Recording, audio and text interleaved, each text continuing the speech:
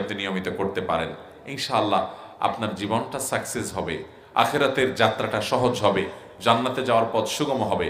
এই 5টা কাজ করবো তো ইনশাআল্লাহ। আমারুনা আমালুনা, আমাদের জীবন হলো আমাদের আমলের অপর নাম। আমাদের ঈমান, আমাদের আকীদা বিশ্বাস বিশুদ্ধ এবং আমাদের নেক আমল, এগুলোই হলো আমাদের জীবন। আমরা দুনিয়া থেকে চলে যাওয়ার পর মানুষ একটা বিষয় নিয়ে আলোচনা করবে, সেটা হলো লোকটা এমন ছিলেন, এমন ছিলেন, এমন ছিলেন, আজকে থাকলে এই কাজটা করতেন, ইত্যাদি ইত্যাদি।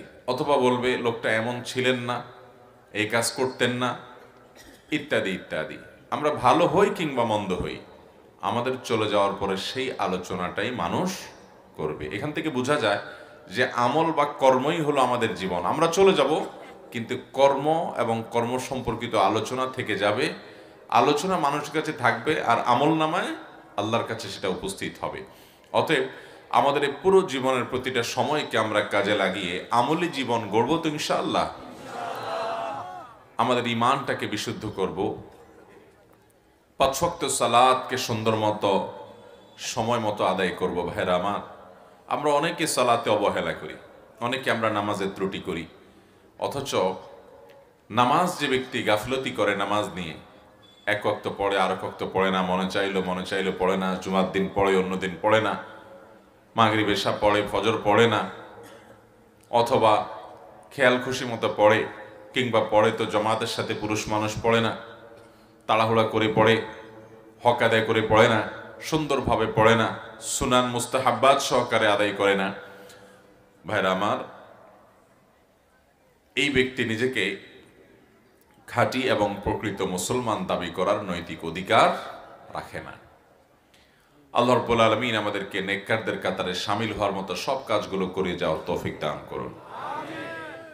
দেখতে দেখতে আমাদের জীবনটা শেষ হয়ে যাচ্ছে, একটা বরফের চাকার মতো গলছে। আমরা সবাই, আপনি আমি, আমাদের প্রত্যেকের জীবনটাকে একটা বরফের বড় চাকার সাথে তুলনা করা যায়।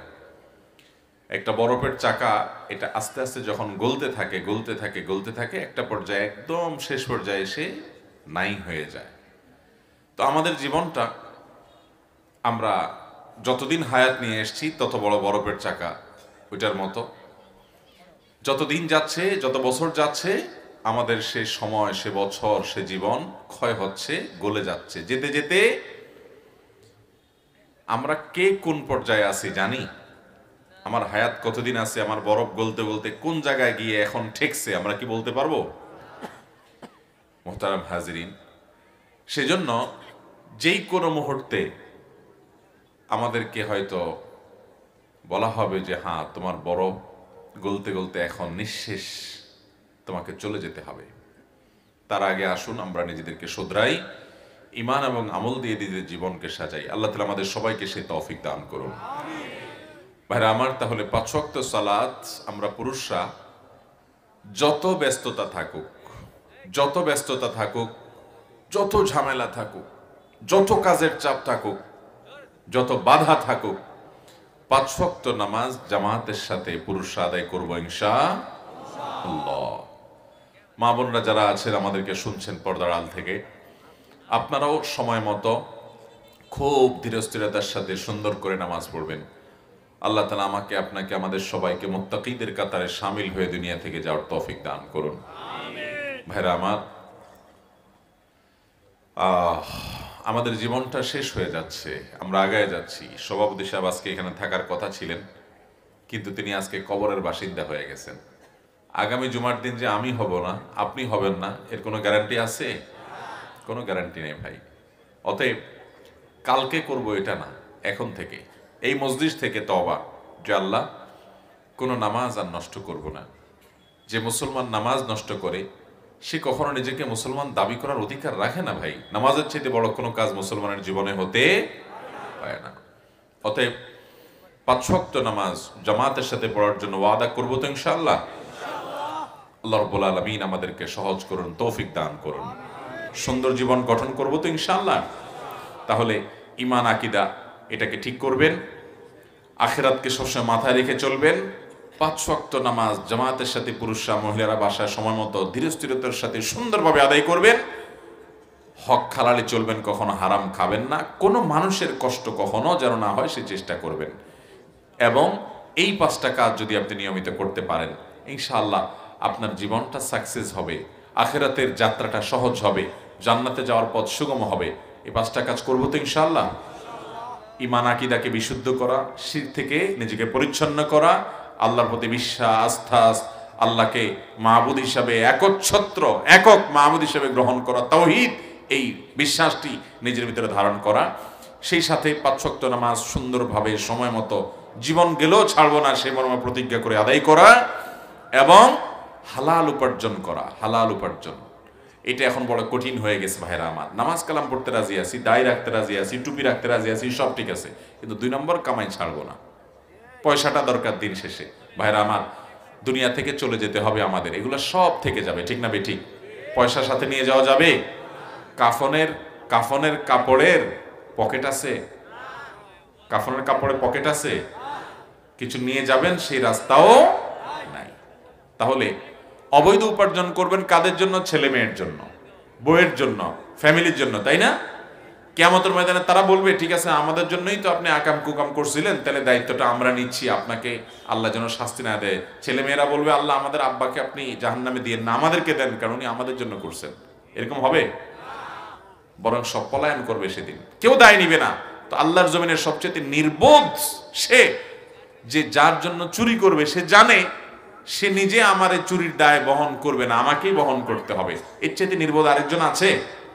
এর চেয়ে বড় কথা হলো ভাইরা আমার, ফ্যামিলির জন্য আর সন্তানের জন্য 2 নম্বর পথে কামাই করবেন, সুদ ঘুষ 2 নম্বরই বিভিন্ন পথে উপার্জন করবেন।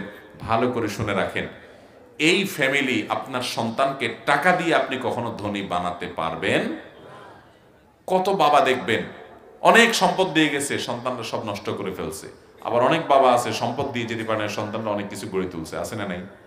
অতএব সন্তানকে সম্পদ নয়, তাকে মনুষ্যত্ব দিয়ে যান, মানবিকতা দিয়ে যান, মানুষ বানায় যান, মুসলমান বানায় যান, মুত্তাকি বানায় যান, নামাজি বানায় যান, শিক্ষিত বানায় যান, বিবেচক বানায় যান। তাহলে দেখবেন এই সন্তান বহু সম্পদের জন্ম দিবে ইনশাআল্লাহ। যেন সম্পদ নয়, তাদেরকে মনুষ্যত্ব দিয়ে যান, চেষ্টা করবো তো ইনশাআল্লাহ। তাহলে 3 নম্বর কাজ হলো হালাল উপার্জন করা। আর 4র্থ কাজ হলো সকল মানুষের উপকার করবেন, কোনো মানুষের কোনো ক্ষতি করবেন কখনো না। কোনো মানুষের কোনো ক্ষতি আমরা করব না, সবসময় চেষ্টা করবেন আমার দ্বারা যেন কোনো কষ্ট না হয়। ভাইরা আমার, পৃথিবীর বিভিন্ন দেশে আমরা অমুসলিম দেশের যত আজে বাজে জিনিস আছে সেগুলো আমদানি করি, ভালোগুলা আমাদেরগুলা তাদেরকে আমরা দিয়ে দিছি। মুসলমান তো সে যার হাত এবং মুখ দ্বারা কেউ কষ্ট পাবে না, এত সুন্দরভাবে সে চলবে।